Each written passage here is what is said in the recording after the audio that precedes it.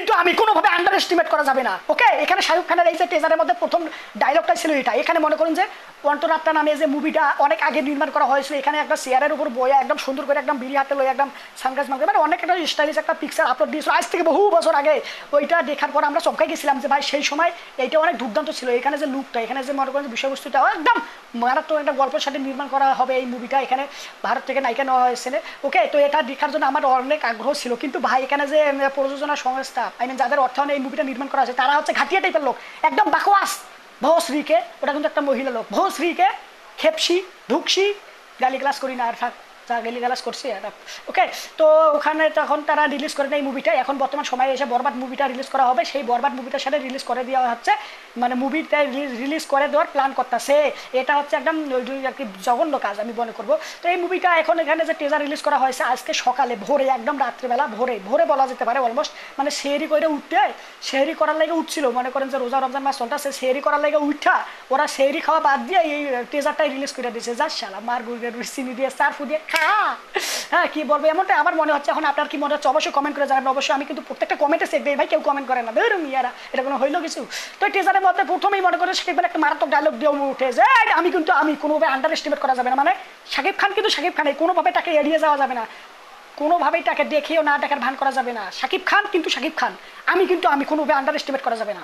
এই ডায়লগটা মনে করেন যে মেকাররা ইচ্ছা করে এখানে রাখছে যে এটা ডায়লগটা আর কি চমক হিসেবে থাকবে এখানে। মনে করেন যে তারা যদি ভাবে যে এটা অনেক আগের ছবি, তারা ষড়যন্ত্র করে এখন নিয়ে আসতেছে বরবাদ সিনেমাটাকে লস করার জন্য, মানে অনেক আর কি চিন্তা ভাবনা থাকতে পারে। তো সেই কারণে এই মুভিতে ডায়লগটা প্রথমে রাখছে যে আমি কিন্তু আমি কোনোভাবে আন্ডার এস্টিমেট করা যাবে না, মানে শাকিব খান কিন্তু শাকিব খান।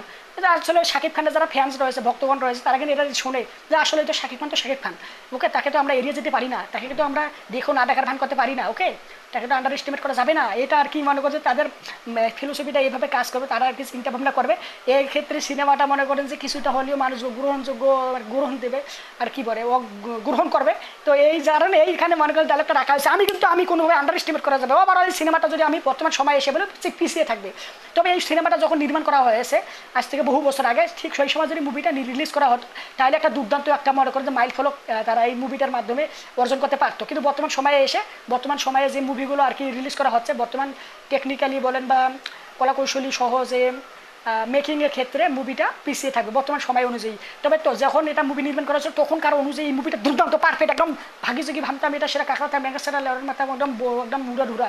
আর এখানে মনে করি শাকিব খানের অ্যাক্টিং, অভিনয়, অনেক এভরিথিং ইজ গুড লেভেলে মারা হয়েছে। এখানে সিনেমাটার টিজারটা দেখে কিছুটা গল্প আর কি আন্দাজ করা যাচ্ছে। তো আমি গল্প সম্পর্কে কিছু বলবো না। এই মুভিটা মনে করেন যে গল্প একটা অনেক বেশি আর কি বলা হচ্ছে যে গল্পটা অনেক ভালো হবে, কিন্তু দেখে তো আমার 2 লাইনের গল্প মনে হলো। ওকে, তো আমি এখানে বলবো যে cinematography, colour grading, everything is good লেভেলে মারা হয়েছে। এখানে অনেক যত্ন করা হয়েছে বলে মনে হচ্ছে। তবে এখানে মনে করছে টিজারটা ভালো করে কাট করতে পারে নাই। মানে দেখতে খুব সুন্দর লাগতেছে ভিজুয়ালি, সিনেমাটোগ্রাফি, কালার গ্রেডিং সব ভিজুয়ালি দেখতে খুব সুন্দর লাগতেছে, কিন্তু টিজারটা কোনোভাবে সুন্দর করে কাট করতে পারেনি, মানে প্রেজেন্ট করতে পারেনি কোন জায়গায় কোন সিকুয়েন্স, কোন জায়গায় কোন এলিমেন্টস রাখলে ভালো হতো, এই জিনিসটা তারা মিলাতে পারেনি। শুধু একটা জিনিসে পারছে, ওই যে শাকিব খানের যে প্রথম যে ডায়লগটা রেখেছে আমি কিন্তু আমি কোনোভাবে আন্ডার এস্টিমেট করা যাবে না। ওকে, এই ডায়লগটা প্রথমে যে রাখছে এইটুকু ভালো রাখছে, এর পরবর্তীতে একদম হজবরলা মাইরা দিয়েছে। আর এখানে যে লেখা যে রয়েছে, ফন্টগুলো যে রয়েছে, ফন্ট যে লেখাগুলো যে রয়েছে, টাইটেল, এগুলো আর কি দেখতে কেমন যদি সুন্দর লাগে, মানে কীরকমভাবে উঠতেছে যাচ্ছে, মানে ধরুন যে আদিম যুগের লোক আর কি মনে হচ্ছে যে কাম কাজ এগুলো করছে আর কি। আদিম যুগে যেসব আর কি মেকাররা রয়েছিল, মেকিং যারা রয়েছিল এখানে আর কি, এখানে মেকিংয়ের ক্ষেত্রে যাদের হাতে এই কাজ ছিল তারা আর কি আদিম যুগের লোক আর কি।